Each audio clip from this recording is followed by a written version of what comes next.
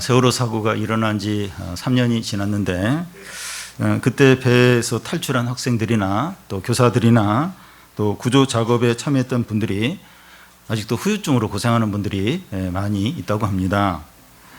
밤에 악몽을 꾸기도 하고 세월호 또 팽목항 또 노란 리본 인천 제주도 침몰 이런 단어들만 들어도 마음이 이제 두근두근 이제 거린다는 겁니다. 분명히 자신은 구조되었고 바다에 빠질 일은 없고 어떤 면에서 다 지난 과거의 일이라는 사실을 알면서도 후유증에 계속 시달리는 겁니다. 이와 비슷한 것이 우리 신앙생활 가운데도 있습니다. 우리 안에 있는 죄성이 이제 그러하다고 하시는데 우리가 예수님을 믿게 되면 거듭나게 되고 하나님의 자녀가 됩니다. 그렇지만 우리 안에 죄성이 여전히 있는 겁니다. 예수님을 믿는다고 해서 우리 안에 정욕과 욕심이 다 사라지는 것이 아닙니다. 오히려 성도가 되었기 때문에 우리 안에 있는 죄성과 본격적으로 이제 싸움을 해야 됩니다. 그러니까 우리가 성도가 아니면 그냥 욕심대로 정욕대로 살아요. 갈등이 크게 없습니다. 그런데 성도가 됐기 때문에 본격적으로 이 죄성과 욕심과 싸우게 됩니다. 우리가 예수님을 믿으면서 이 정욕과 욕심을 십자가에 못 박았지만 이 사람이 십자가에 달렸을 때 바로 이제 죽지 않는 것처럼 십자가에 못 박인 정욕과 욕심이 마치 살아있는 것처럼 우리에게 말도 하고 또 유혹도 하고 영향을 이제 준다는 겁니다. 십자가에 못 박인 정욕과 욕심이 우리를 다시 지배하는 것은 불가능하지만 자꾸 영향을 준다는 거예요.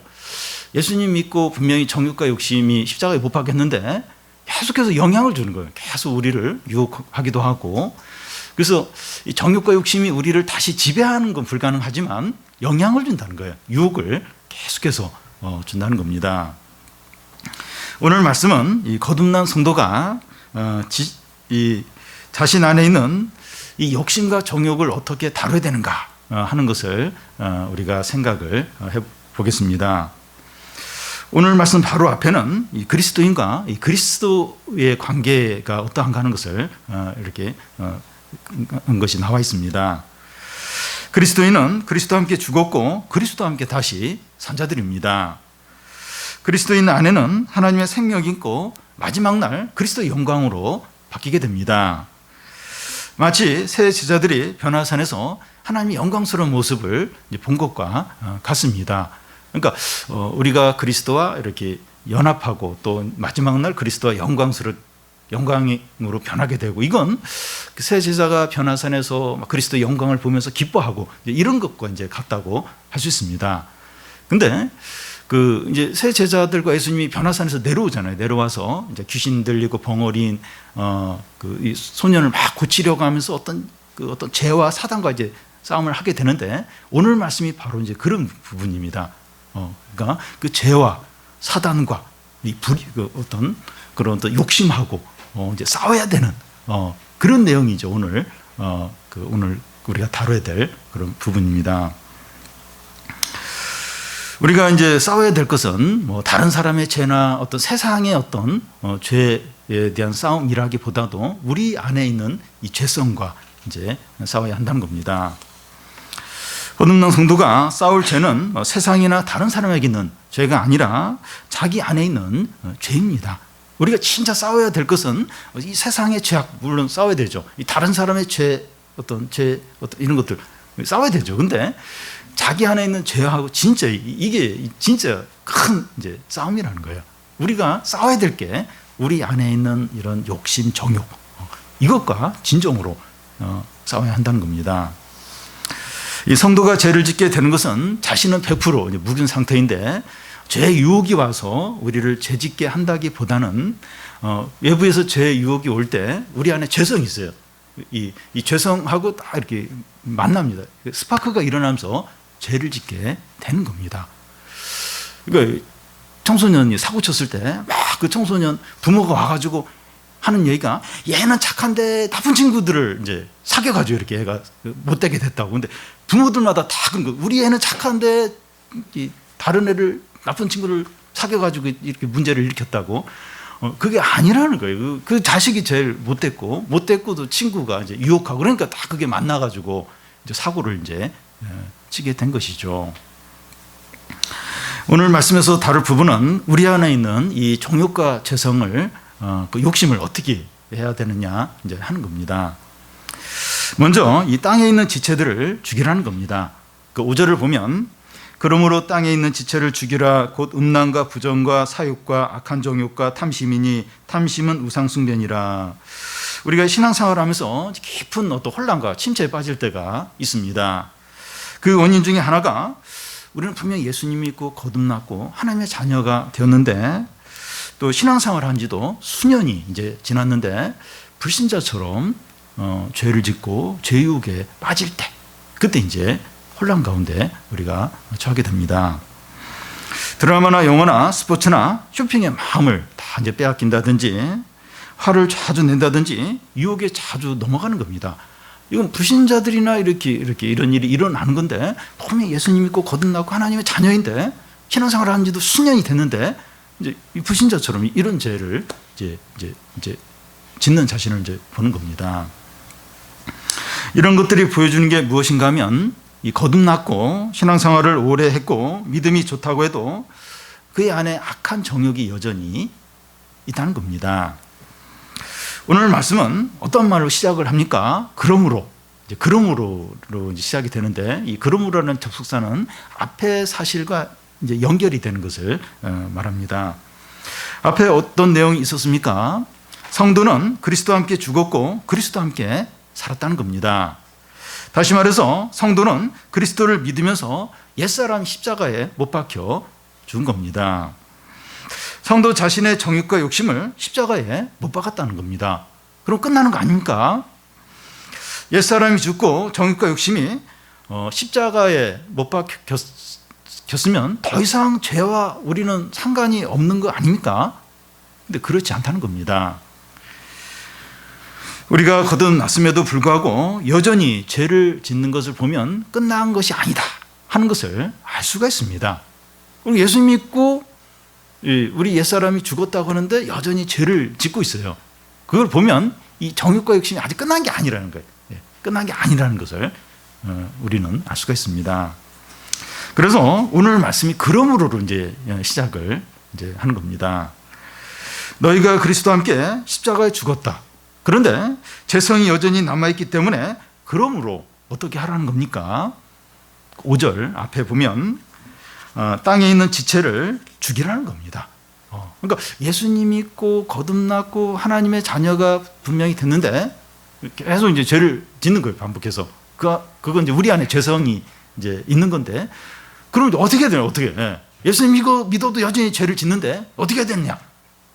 그러므로 땅의 지체를 죽이라는 겁니다. 이 땅에 있는 지체를 삼가라, 절제하라, 또 조심해라 이렇게 말하지 않고 죽이라는 겁니다. 아주 과격하게 말하고 있습니다. 우리가 이제 뭔가를 죽여야 할 때가 언제입니까? 저희 집에서는 이제 모기가 나타나면 모든 걸 중단하고 모기를 잡는다. 모기를 모든 걸 중단하고 모기를 잡아요. 또 모기나 이 바퀴벌레 같은 것은 적당히 이렇게 할 필요가 없습니다. 한 반만 이렇게 뭐 생포를 한다든지 생포할 필요도 없어요. 또 반만 이렇게 불구를 만들다든지 뭐 그럴 필요도 없어요. 그대로 죽여야 됩니다. 피가 나오도록 죽여야 됩니다. 이 죽이라는 표현은 철저하게 단호한 것을 의미하는데 언제 우리가 또 이렇게 철저하게 해야 될 게 뭐가 있습니까? 몸 안에 염증이 있을 때, 암세포가 있을 때 철저하게 단호하게 제거를 하고 치료를 해야 됩니다. 왜냐하면 염증이 조금만 남아도 암세포가 조금만 남아있어도 다시 재발하기 때문입니다. 바울은 이 골로새 성도들에게 무엇을 죽이라고 합니까? 땅의 지체들을 죽이라는 거예요. 이 땅에 있는 지체들이란 우리 몸에 있는 여러 부분들을 이제 생각할 수 있습니다. 예수님은 눈이 범죄하면 눈을 빼버리고 손이 범죄하면 찍어버리고 다리가 범죄하면 찍어버리라고 했습니다. 성한 몸을 가지고 지옥에 가는 것보다는 불구가 된 상태에서 천국에 가는 게 낫다고 하셨습니다. 그래서 어떤 초대 교부는 이렇게 아주 이렇게 초대 교회 그 당시 그 아주 신앙이 좋은 그런 어떤 신학자 그리고 이 목회자 이분은 이 말씀을 그대로 적용을 해서 자신의 이런 어떤 음욕 이제 이런 걸 절제하기 위해서 자기 성기를 실제로 잘라버렸습니다. 어떤 사람은 도박을 하지 않으려고 해도 자꾸 도박을 하게 되니까 엄지손가락을 잘라버렸어요. 도박을 못하게 그렇게 했습니다. 그런데 이 재성이라고 하는 것은 신체 일부를 잘라낸다고 해서 없어지는 것이 아닙니다. 정욕은 뭐 눈이나 손이나 발과 같은 신체 부위에 있는 것이 아니라 마음 깊은 곳에 자리를 잡고 있기 때문입니다. 그래서 바울은 죽여야 될 땅의 지체들이 무엇을 말합니까? 5절 중간에 보면 음란과 부정과 사욕과 악한 정욕과 탐심이니 탐심은 우상 숭배니라. 여기 5가지 죄의 욕구들이 나오는데 2가지로 요약하면 음욕하고 물질 욕입니다. 음욕과 물질에 대한 욕구입니다. 여러분 신문이나 뭐 뉴스나 이제 이렇게 쭉 펴서 이제 여러 가지 막 범죄들이 쭉 나오는데 그걸 딱 2가지로 이제 요약을 하면 음욕하고 물질욕 딱 2가지로 요약을 할 수가 있습니다. 남자나 여자나 뭐 나이가 어리거나 많거나 뭐 신자거나 불신자거나 모든 육체를 가진 사람들 안에 음욕과 이 물질욕이 뿌리를 깊이 내리고 있습니다. 육체를 벗어나기 전까지 음욕과 이 물질의 욕구는 뒤따라가요. 계속해서 끝까지 따라다닙니다. 이것을 다른 말로 하면 모든 사람들은 이것에 걸려 넘어지지 않을 수 없다는 겁니다. 여기에서 예외되는 사람은 아무도 없다는 겁니다. 나는 신앙생활을 20년째 했고 뭐 집사이고 말씀을 많이 들었으니까 괜찮을 거야. 뭐 음욕, 물질죠. 나는 이런 거 상관이 없을 거야. 그렇지 않다는 겁니다. 그렇게 생각하는 사람이 제일 넘어지기 쉽다는 겁니다. 내가 신앙생활 경력이 얼마인데 제일 위험하다는 겁니다. 솔로몬은 하나님의 은혜와 또 영광을 많이 경험하고 누렸는데 결국 이제 이 음욕, 이 부인들 이렇게 여성에 대한 어떤 그런 어떤 그 욕구 이걸 절제를 못해서 아내를 1000명이나 후궁 700명, 첩 300명에서 1000명이 아내를 결국 이제 음욕으로 이제 타락을 하게 됩니다. 그리고 이 5가지 제된 욕구를 한 단어로 이제 요약을 하면 탐심입니다. 탐심이라고 하는 것은 실제적이면서도 잘 드러나지 않습니다. 절제하고 신중하고 경건하게 보이는 사람 안에도 탐심이 그 사람 안에 이렇게 깊이 이제 자리 잡고 있는 것을 이제 볼 수 있습니다. 참 사람이 참 이렇게 절제를 하고 경건해 보이고 그런데 그 깊은 내면에 탐심이 자리 잡을 수 있다는 겁니다. 예수님은 돈에 대해서 말씀하시면서 사람이 하나님과 재물을 겸하여 섬길 수 없다고 했습니다. 하나를 중하게 여기면 하나를 경하게 여긴다는 겁니다. 재물을 사랑하면 하나님을 소홀하게 여기게 되고 하나님을 사랑하면 재물에 덜 매이게 된다는 겁니다. 이 탐심이라는 것은 이 마음을 다 이제 빼앗는 것을 말하는데 탐심의 대상이 무엇이든지 그것은 하나님의 자리에 앉아 있게 됩니다. 이게 문제예요. 이게 탐심이 왜 이렇게 문제가 되냐? 그러니까 그 탐심의 대상이 다양할 수 있어요. 근데 그게 딱 하나님의 자리에 앉아 있는 거예요. 하나님 노릇을 하는 겁니다. 그 사람의 중심이 그 탐심의 대상, 그게 이제 그 사람이 이제 중심이고 신이 되는 거예요. 그 사람은 거기에 이제 매이게 되고 거기에 이제 조정을 당하게 이제 되는 겁니다. 그래서 탐심은 우상숭배라는 거예요. 이 절에 가서 빌거나 이 점치는 것만이 우상숭배가 아니라 뭔가의 마음을 빼앗기고 집착하는 것이 우상숭배입니다. 그래서 이 돈을 버는 것이나 뭐 취업이나 대학이나 성공이나 안정된 삶이나 뭐 높은 연봉이나 세상 재미에 마음을 다 사로잡혀 있으면 그게 우상숭배가 된다는 겁니다. 그런 게 뭐 다 필요한 거예요. 그 다 필요한 것들인데 어떤 면에서 필요한 것들인데 근데 거기에 마음을 다 빼앗기는 거예요. 거기에. 그리고 거기에 막 너무 집착을 하고 그러면 그 사람에게 그게 우상이 되는 겁니다. 우상숭배를 하는 것이 된 겁니다. 우리는 우리 자신도 모르는 사이에 우상숭배를 할 수 있다는 겁니다. 교회를 다니면서 얼마든지 우상숭배를 할 수가 있다는 겁니다. 교회는 다니지만 예배는 드리지만 마음은 이제 거기에 다 가 있고 그게 우선순위고 그러면 이제 이게 우상숭배를 이제 하는 겁니다.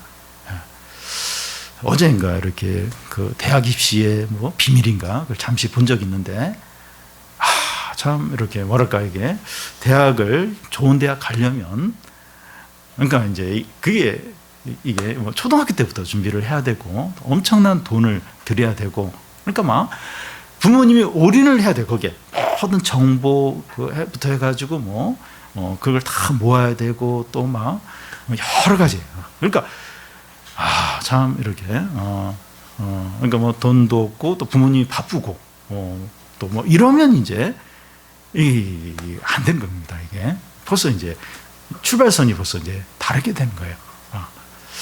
그래서 참 지금은 이제 어떤 대학 이게 그냥 뭐 우상이 됐죠. 우상이. 그러니까 그렇게 좀 마음에 이제 우선순위가 되고 집착하고 이게 모든 것이 되는 그게 이제 우상숭배인 겁니다. 그런데 이 우상숭배를 하면 이제 어떻게 이제 됩니까? 6절에 보면 이로 말미암아 하나님의 진노가 임하느니라. 하나님의 진노가 이제 불신자들에게만 임하는 것이 아니라 우상숭배자들에게도 임한다는 겁니다. 이스라엘 백성들은 하나님의 백성이었지만 하나님보다 다른 우상들을 섬겼을 때 하나님의 진노가 그들 위에 임하였습니다. 그러니까 불신자들, 하나님 안 믿는 사람들에게만 하나님의 진노가 임하는 것이 아니라 하나님의 백성이라 할지라도 하나님보다 다른 걸 더 사랑하고 의지하고 우상숭배할 때 이제 하나님의 진노가 백성들에게 임한 겁니다. 기근이 닥치기도 하고 전쟁이 일어나서 다른 나라 압제를 받기도 하고 전염병이 돌기도 하고 하나님이 그 백성들 이스라엘 백성들에게 진노를 하셨습니다. 이 우상숭배의 결과는 불행과 고통과 비참뿐입니다. 그래서 뭐 우상숭배하는 게 뭐가 문제가 될까? 우상숭배의 결국은 불행이에요. 하나님 저주고 비참함 뿐이라는 겁니다. 결국은 그러니까 이스라엘 백성들이 막 하나님보다 뭐 다른 어떤 뭐 아세롯이나 바알이나 뭐 그모스 신이나 그런 걸 막 섬겼어요. 포로로 잡혀갈 때 그 우상들을 짊어지고 가는 겁니다. 짊어지고. 그러니까 그 우상하고 똑같은 운명에 이제 처하게 되는 거예요. 비참하고 멸망인 겁니다. 그러니까 하나님보다 어떤 돈이나 직장이나 뭐 대학이나 성공이나 이런 걸 더 이제 이렇게 사랑하고 의지하면 그 돈이 없어질 때, 직장에 문제가 생길 때 같이 망하는 겁니다. 같이 비참하게 되는 겁니다. 그와 같이 이 탐심이 당장은 문제가 되지 않는 것 같지만 하나님의 진노가 그 위에 머물게 되는 겁니다.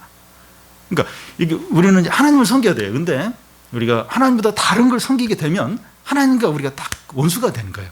하나님의 진노가 그 사람 위에 머물게 되는 겁니다. 우리가 예수님 믿는데도 이렇게 우상 숭배하고 이렇게 탐심 가운데 있으면 뭐 지옥에 가진 않더라도 행복하지가 않게 돼. 불행하게 되고 또 고통을 겪게 되고 비참함을 겪게 된다는 겁니다. 하나님이 절대로 가만히 안 두세요. 질투의 하나님입니다. 네가 나를 사랑해야지. 나를 제일 우선순위에 둬야 되는데 네가 지금 다른 걸 지금 나보다 더 사랑하는구나. 하나님 가만히 안 계세요. 불행하게 하시고 고통을 주시고 비참을 주셔서 회개하고 다시 하나님께 돌아오게 된다는 겁니다. 그러니까 그런 과정에서 행복하지가 않은 거예요. 고통을 겪게 된다는 겁니다. 그래서 내가 우상 숭배하고 뭐 탐심에 이렇게 사로잡혀 있고 그게 그 문제가 될 수 있는 거 나 교회 지금 안 빠지고 있는데 하나님의 그 진노가 그 사람이 머무는 거예요. 행복을 기대할 수 없어요. 반드시 어려움이 있게 되고 그러고 나서 또 이렇게 다시 회개하고 나오게 되고 그런 과정을 겪을 필요가 없다는 겁니다. 그래서 주님은 우리에게 이 탐심을 죽이라고 말씀합니다. 하나님보다 더 사랑하고 신앙보다 더 우선순위에 있고 마음을 빼앗기고 있는 그것을 내려놓고 포기를 하라는 겁니다. 우리가 탐심을 죽이지 않으면 탐심이 우리를 지배하게 됩니다. 뭐 축구 경기와 똑같아요. 어제 우리 축구 졌는데요. 그러니까 이기지 않으면 지는 거예요. 우리가 탐심을 죽이지 않으면 탐심이 우리를 지배하게 되는 겁니다. 이런 마음을 갖는 것은 탐심이다. 이런 생각이 들면 내가 지금 뭘 지금 많이 생각하고 있고 집착을 하고 있는데 이게 탐심이다. 그러면 그 탐심하고 싸워야 됩니다. 이 탐심하고 친하면 망하는 거예요. 너무 이렇게 이 마음을 소중히 간직하는, 이 마음을 좀 더 발전시키는 거, 이 마음을 더 굳게 하는 거. 가져야 돼, 이루어야 돼, 꼭 하고야 말 거야. 너무 그 마음을 하나님 싫어하는 마음인데 그걸 더 친하게 하고 더 강하게 하고 더 발전시키고 망하는 길로 이제 가고 있는 겁니다. 그래서 우리가 생각을 해야 돼요. 이게 욕심인가 아니면 주님의 마음인가? 그래서 욕심이고 정말 교만한 마음이고 이제 나쁜 이렇게 그런 마음이고 그러면 내가 지금 이 마음을 가지고 있으면 망하겠구나.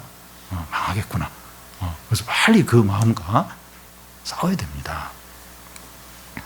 이 탐심을 죽이라는 이 말씀은 이 불신자에게 하는 말씀이 아니라 성도들에게 하고 있다는 겁니다. 지금 골로새서 성도들에게 지금 이 얘기를 하는 거예요. 지금 불신자들, 귀에 막혀 있는 사람들에게 탐심을 버리라 얘기를 하는 게 아니라 지금 성도들에게, 그리스도인들에게, 하나님의 자녀들에게 지금 탐심을 버리라고 말하고 있는 겁니다. 불신자들은 탐심을 죽일 수 없어요. 불가능합니다. 그냥 탐심대로 살 수밖에 없습니다. 그런데 성도는 탐심을 죽일 수 있다는 겁니다. 이미 예수님을 믿을 때 정욕과 욕심을 십자가에 못 박았습니다. 우리의 정욕이 지금 십자가에 못 박혀 있습니다. 우리가 탐심을 죽일 수 있는 방법은 이 정욕이 십자가에 못 박혔다 이것을 끝까지 믿고 확신을 하는 겁니다. 이게 못 박혔고 더 이상 나를 지배하지 못한다. 나에게 영향을 줄 수는 있지만 지배하지 못한다. 이걸 끝까지 믿고 확신을 하는 겁니다. 이 확신 가운데 정욕과 욕심과 싸우는 거예요. 절대로 이렇게 친하게 지내는 것이 아니라 이미 못 박혔다. 그걸 믿고 이 정욕과 욕심의 유혹에 넘어가지 않고 끝까지 거부하면서 싸우는 겁니다. 그러면 이길 수 있게 돼요. 그 확신을 가지고 끝까지 거부하면서 이 정욕과 싸우는 겁니다. 근데 문제는 안 싸워요. 안 싸우고 그런 확신도 약해요. 너무 이제 그 정욕과 욕심 앞에 너무 이제 자기가 작은 거예요. 그냥 타협을 그냥 해버리고 안 싸우고 이 정욕이 십자가에 못 박겠다. 더 이상 나를 지배하지 못한다. 그런 생각이 흐리고 너무 이제 무력한 겁니다. 그래 안 싸우고 그러니까 그냥 정욕과 욕심에 지배를 당하고 끌려다니고 이제 그러기 이제 쉬운 겁니다. 근데 이 정욕과 욕심이 십자가에 못 박겠다. 더 이상 나를 지배하지 못한다. 그 생각을 가지고 끝까지 유혹을 거부하고 끝까지 싸우는 겁니다. 바울은 골로새 성도들에게 땅에 있는 지체를 죽이라 하는데 불가능한 일을 하라고 하는 것이 아닙니다. 어떻게 정욕과 욕심을 죽여? 지금 내 안에 이렇게 살아있는데 어떻게 이걸 이렇게 강한 걸 어떻게 죽인단 말이야? 불가능한 일을 하라고 말하는 것이 아니라는 겁니다. 그러니까 불신자들은 불가능해요. 그러니까 믿지 않는 사람에게 그 하나님 자녀 아닌 사람에게 이게 욕심을 버리라. 정욕대로 하지 말라. 조금은 할 수 있어요. 근데 불가능한 일을 하라고 하는 것과 같다는 겁니다. 근데 우리는 가능하다는 거예요. 그리스도는 가능하다는 거예요. 지금 불가능한 걸 하라고 말하는 것이 아니라는 겁니다. 오늘 우리들도 이런 식으로 탐심을 얼마든지 죽일 수 있다는 거예요. 얼마든지 거부할 수 있다는 겁니다. 다음은 옛사람을 벗어버리라는 겁니다. 젊거나 이렇게 나이가 들었거나 이 남자들 중에서 옷을 오래 입어서 냄새가 나는데도 옷을 갈아입지 않으려는 이제 그런 사람들이 있습니다. 그러니까 새 옷보다도 자꾸 입었던 옷, 자꾸 그 옷을 이제 더 좋아한다는 겁니다. 보통 그렇죠. 그 아내는 남편한테 새 옷을 입으라고. 근데 남편들은 한 번 더 입겠다고. 갈아입으면 좋은데 자꾸 여러 번 새 옷보다도 자꾸 옛 옷을, 익숙한 옷을 좋아하는 경향이 있습니다. 이 습관이나 이제 생활 방식에 대해서도 이제 그러하다는 겁니다. 지금까지 운동을 전혀 하지 않던 사람에게 그런 사람이 처음 이제 운동을 하려고 할 때 그렇게 힘들어요. 내일부터 할까? 자꾸 이제 미루게 되고, 또 늦잠을 자던 사람이 아침에 일찍 일어나는 게 얼마나 이제 힘든지 모릅니다. 새벽기도 한 번 나오는 게 죽음입니다, 죽음. 이제 힘든 거예요. 근데 바울은 그동안 익숙한 옛사람의 이 재성과 행위를 이제 버리라고 이제 말하고 있습니다. 7절에서 9절까지 보면, 너희도 전에 그 가운데 살 때는 그 가운데 행하였으나 이제는 그 모든 것을 벗어버리라. 곧 분한과 노여움과 악의와 비방과 너희 입에 부끄러운 말이라. 너희가 서로 거짓말을 하지 말라. 옛사람과 그 행위를 벗어버리고. 이 골로새 성도 너희들이 예수님 믿기 전에 옛사람의 성품과 악한 습관으로 살아왔다는 거예요. 그 악한 성품과 습관이 어떤 것이었는가 하면, 이 분함과 노여움과 악의와 비방과 이 부끄러운 말과 이 거짓말이라는 겁니다.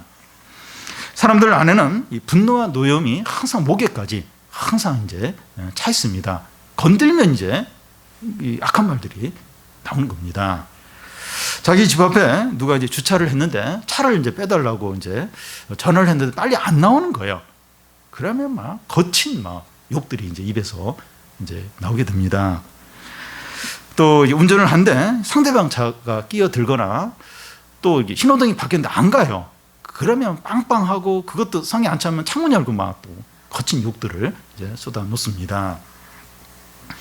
자기와 다르거나 마음에 들지 않으면 악성 댓글이나 문자 폭탄을 사정없이 날리는, 그게 아주 일상적인 것이 되어버렸습니다. 예수를 믿기 전에 모든 사람들은 비방과 분노와 거짓말을 일상적으로 쉽게 합니다. 골로새 성도들도 거듭나기 전에 그러했습니다. 그런데 이 골로새 성도들도 그러하고 우리들도 예수님 믿은 후에도, 예수님 믿기 전뿐만 아니라 예수님 믿은 후에도 이 다른 사람들에 대해서 분노와 노여움을 나타내고 비방하고 거짓말을 한다는 겁니다. 그러니까 예수님 믿기 전에 다 그랬어요, 다. 근데 예수님 믿은 후에도 뭐 비방과 거친 말들, 그런 걸 한다는 거예요. 그러니까 비방과 악의의 어떤 악의가 있는, 악의가 아니라 악의가 있는, 그리고 거짓말 이런 거 하지 마라. 그러니까 성도인데도 이런 걸 한다는 거예요. 그러니까 하지 말라. 예수님 믿는 후에도 그렇게 한다는 거예요. 그러니까 그래 하지 말라 지금 말하고 있습니다. 우리가 이 직장이나 이제 사람들과 관계에서 무시하는 말을 듣거나 또 부당한 대우를 받으면 악한 말이 입에서 튀어나오려고 합니다. 내가 참 그리스도인인지 이러면서 이제 참지 여기까지 나오려고 나오려고 합니다. 집에서 자녀나 또 부부 사이나 또 형제들 관계에서 지나치게 화를 내고 짜증낼 때가 이제 많은 겁니다. 그러면 안 되는 거 알지만 툭툭 그냥 튀어나와 버립니다. 가까운 사람들에게 그냥 너무 쉽게 이제 짜증을 내고 이렇게 어떤 말들을 이제 이렇게 그런 말을 하면 안 되는 말들이 툭툭툭 자기도 모르게 나오게 됩니다. 그러니까 예수님 믿기 전에 또 은혜 받기 전에 그게 이제 계속 익숙해서 계속 이게 안 없어진 거예요. 그 익숙한 그 제 습관이 계속해서 나오는 겁니다. 그런데 이제 어떻게 해야 된다고 말하고 있습니까? 예수님 믿는 애도 막 계속 그렇게 하는 거예요. 반복해서. 그런데 이제 어떻게 해야 된다고 합니까? 8절을 보면 이제는 너희가 이 모든 것을 벗어버리라. 9절 중간에는 옛사람과 그 행위를 벗어버리고, 너무 오래 입었고 냄새가 나고 다 떨어진 옷을 벗듯이 옛사람을 벗어버리라는 겁니다. 여기 옛사람이 옷에 해당이 된다면 그 행위는 옷에 붙은 장신구를 이제 가리킨다고 할 수 있습니다. 옛사람을 벗어버리면서 그 옛사람의 행위와 습관까지도 벗어버리라는 겁니다. 그래서 이 모든 것, 분노, 노여움, 악의, 비방과 부끄러운 말, 또 거짓말 이런 것을 버리라는 겁니다. 여기서 이제 벗어버린다라는 말은 현재를 나타내는 동사입니다. 그동안 익숙해 왔던 것이라도 그 옛 사람의 성품, 행위들을 이런 것들을 벗어버리라는 거예요. 매일 매 순간 그동안 익숙했어요. 그 오래 입었던 옷처럼 익숙해요. 편해요. 그렇다 할지라도 이 옛 성품들, 어떤 이 행위들, 어떤 악한 행위들, 또 이런 죄의 어떤 습관들 매일 매 순간 벗어버리라는 겁니다. 우리에게 어제까지 가지고 있었고 익숙한 이 죄된 성품과 이 습관이 어떤 것이 있습니까? 하나님이 기뻐하지 않고 또 다른 사람을 상하게 만들고 우리 자신의 어떤 존귀함을 손상시키는 그런 것들이 뭐가 있습니까? 그러니까 익숙해요. 어제까지 했어요. 화도 내고 뭐 이렇게 나쁜 말도 하고 또 이렇게 어떤 죄의 습관들, 그게 우리의 존귀함을 손상시켜요. 다른 사람을 힘들게 하는 것들이에요. 그런 게 뭐가 있습니까? 가족 중에서 이 냄새나는 옷을 갈아입지 않고 구질구질하게 있으면 얼마나 답답해요. 얼마나 화가 납니까? 그 엄마들, 특히 여자들은 그런 거예요. 남자들이 그런 거 그렇게 안 갈아입고 이럴 때는 너무 이렇게 화가 나죠. 하나님 앞에서 냄새나고 구질구질한 옛 성품과 행위들을 아끼지 말고 버리시기 바랍니다. 예. 그렇잖아요. 이게 가족 안에서도 막 냄새나고 특히 이제 청소년들 같은 경우, 청년들, 남자들 같은 경우 땀이 많이 나요. 근데 안 갈아입으려 잘 안 씻고 하나님 앞에서 그렇다는 게 구질구질하고 냄새나는 어떤 옛 성품들 그런 것들 벗어버리라는 거예요. 아주 이렇게 좀 하나님 앞에서 이렇게 좀 불쾌할 수 있다는 겁니다.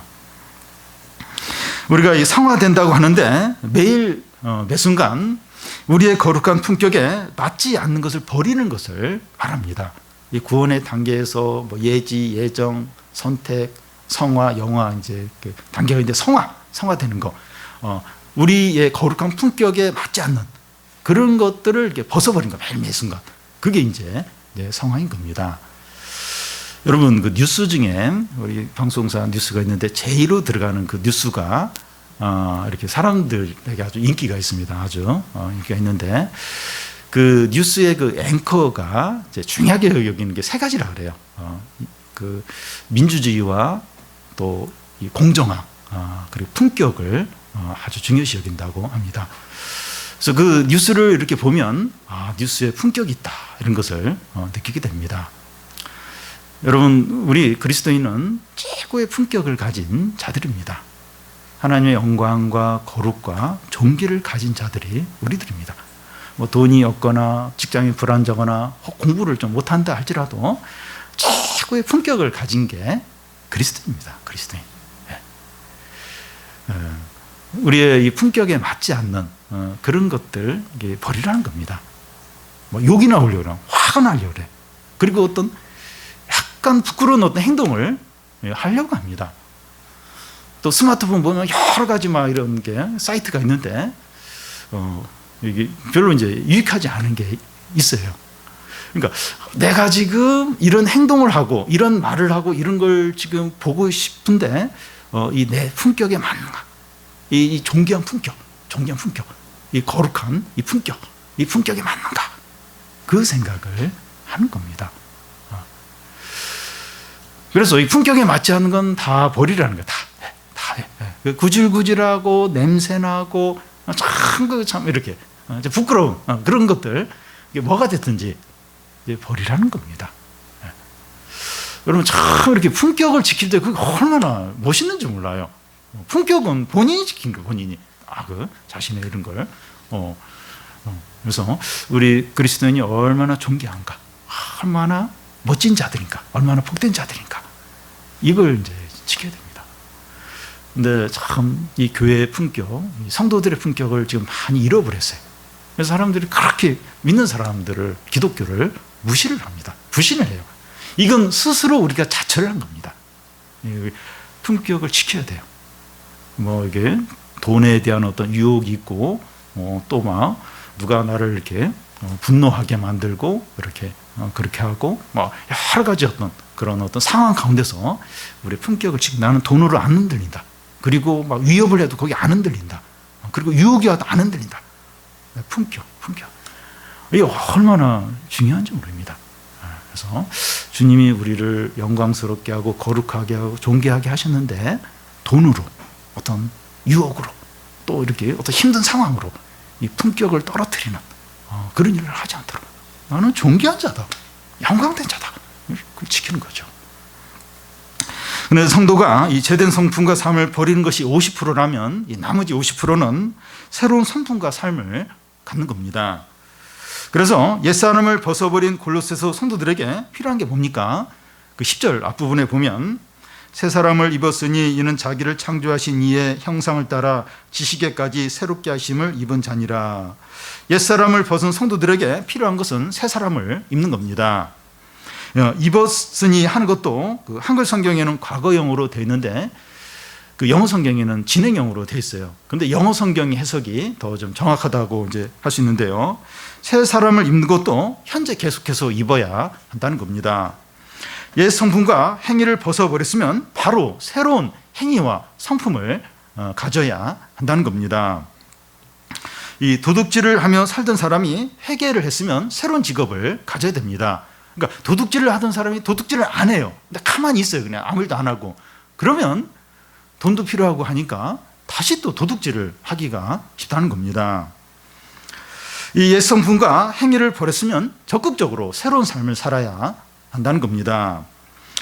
인터넷 쇼핑이나 게임이나 또 예능 프로나 유익하지 않는 것들을 보면서 많은 시간을 보냈던 사람이 회개를 하면 그 시간 동안에 무엇을 해야 될까 생각을 하고 새로운 삶을, 새로운 어떤 것을, 새로운 일을 해야 한다는 겁니다.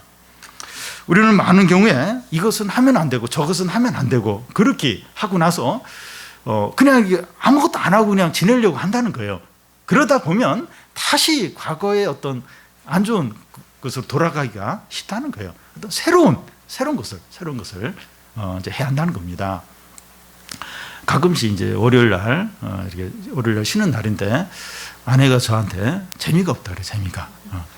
월요일 날 되면 뭔가 이렇게 아내와 같이 할 뭔가를 생각을 해야 되는데 생각이 없는 겁니다.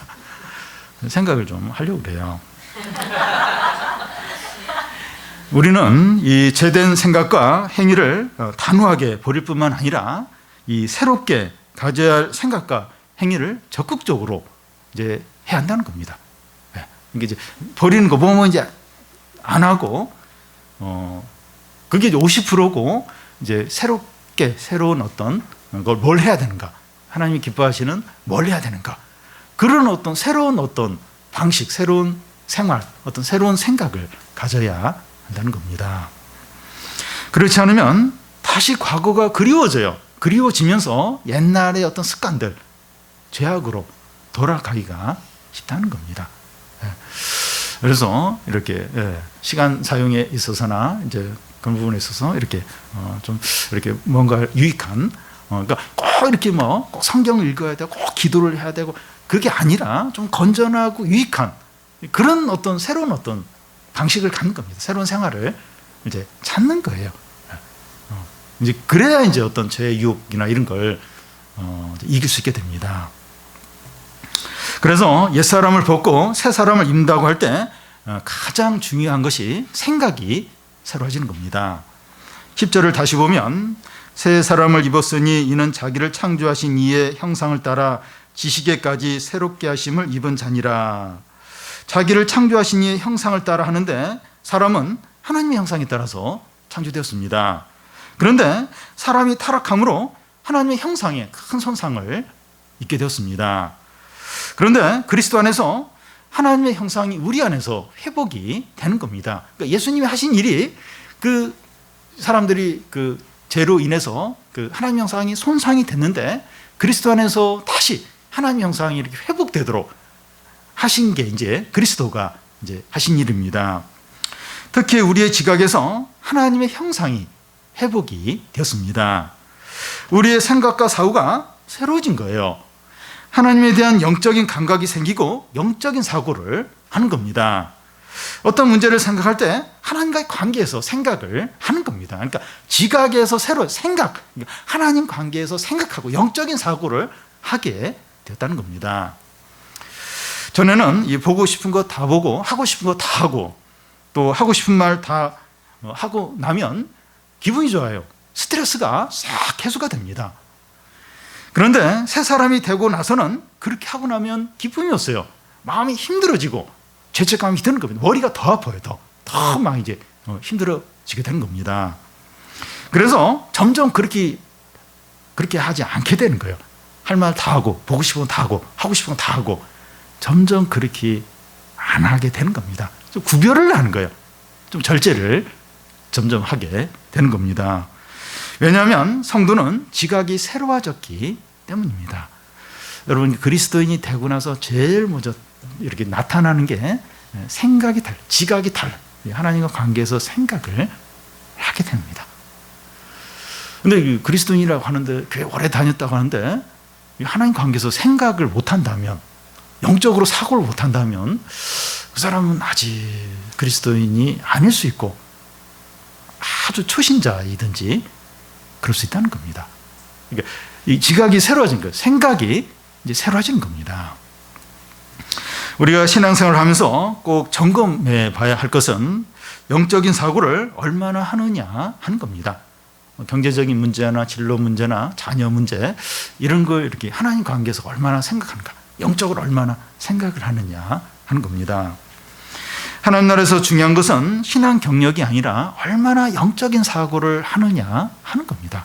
근데 많은 경우에 그러니까 평상시에는 이렇게 믿음으로 이렇게 생각을 하는 것 같은데 무슨 일이 딱 터져버리면 그냥 인간적인 생각, 세상적인 방법, 연민의 감정이 빠지기가 얼마나 쉬운지 몰라요.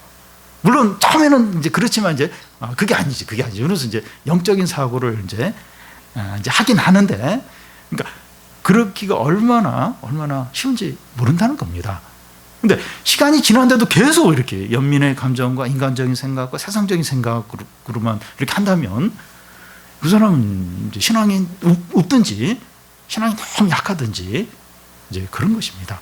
그래서 중요한 게 이게 영적인 사고, 어떤 하나님 관계에서 생각하는 이게 이제 얼마나 되느냐 하는 겁니다. 그러니까 신앙이 성숙하다 하는 기준이 뭔가 하면 얼마나 이게 영적으로 사고하느냐, 하나님 관계에서 생각하느냐, 얼마나 모든 삶 가운데서 이렇게 믿음으로 생각하느냐, 그게 이제 성숙한 이제 사람인 겁니다.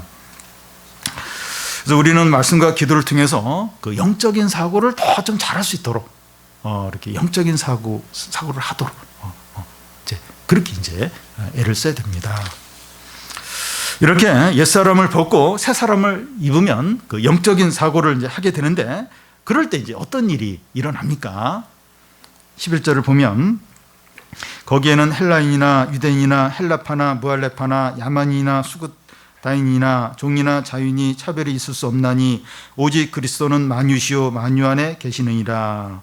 세상의 많은 아픔과 고통과 갈등과 다툼의 원인은 서로의 외적인 차이로 인해서 나누어져 있기 때문입니다. 그러니까 사람들은 자꾸 나눠요.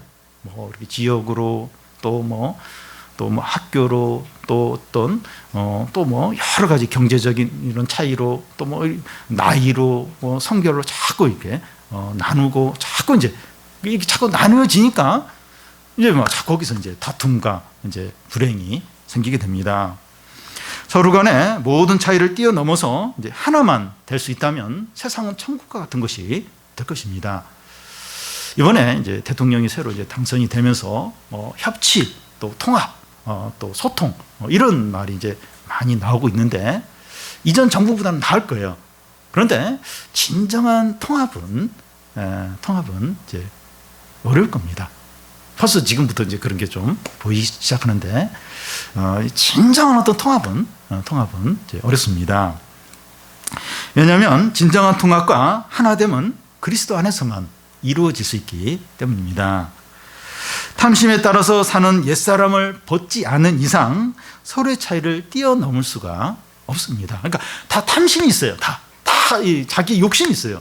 그런데 어떻게 이렇게 진정한 통합이 이루어질 수 있겠습니까? 그러니까 자기 탐심하고 욕심하고 맞을 때는 이렇게 협치든지 뭐 통합이든지 그걸 해요. 근데 좀 하다 보니까 자기의 그 욕심이 안 맞아요. 이익이 안 맞아요. 그럼 바로 깨요. 바로 깨고 반대하고 그게 이제 세상이고 정치죠.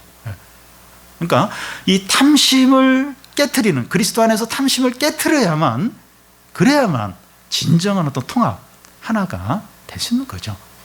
그래서 그리스도 안에서만 사람들이 그리스도 안에 속하고 이 탐심을 버리고 이런 새로운 그런 사람이 될 때, 그럴 때 이제 진정한 하나됨, 통합, 또 이렇게 사랑이 이제 사랑할 수 있는 겁니다. 우리 가족과 우리 모임과 우리 공동체가 하나 되기를 원한다면 우리 자신이 그리스도 안에 거하도록 해야 합니다. 우리가 그리스도 안에 있을 때 진정으로 하나 되고 사랑할 수 있기 때문입니다. 그거 외에는 그냥 이렇게 제스처는 제스처하고 모양만 낼 뿐이지 진정한 하나 통합은 안 돼요. 다 탐심이 있는데, 욕심이 있는데, 그게 뭐 그대로 있는데 어떻게 그 진정 하나가 될 수 있겠습니까? 그리스도 안에서 그 탐심이 죽고 탐심이 버리고 그렇게 새 사람이 되었을 때, 그럴 때 진정한 하나됨과 통합이 이제 있는 것이죠. 그래서 왜 우리가 자꾸 신앙이 중요하고 우리가 거듭나야 되고 믿음으로 살아야 돼, 그걸 강조하는 이유가 그래야 한 교회 안에서도 진정한 하나가 된다는 거예요. 그러니까 다 거듭나고 욕심을 버려도 이렇게 갈등이 있어요. 근데 갈등이 있지만 고민을 해요. 계속 이러면 안 되지. 그러면서 이제 결국은 이제 화해하면서 하나가 된다는 겁니다.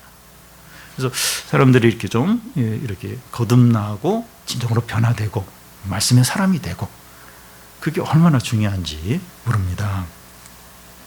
오늘 말씀이 우리에게 무엇을 말합니까? 우리는 그리스도인이지만 우리 안에 정욕과 욕심이 있다는 겁니다. 정욕과 욕심을 죽이라는 거예요. 탐심을 버리라는 겁니다. 우리가 헌옷을 벗듯이 옛사람을 벗고 새 옷을, 새 사람을 입으라는 겁니다. 그동안 익숙했던 옛 생각과 죄된 행위를 버리고 새 사람을 입으라는 겁니다. 우리의 품격에 맞게 살라는 겁니다. 우리가 얼마나 존귀한 품격을 가졌는지, 문제는 이걸 모르기 때문에 돈이 있어야지, 또 이게 좋은 직장 다녀야지, 학벌이 좋아야지, 외모가, 여기에 품격이 있는 줄을 생각을 해요. 그리스도인들도 그렇게 생각을 합니다. 그러니까 이제 품격이 떨어지는 겁니다.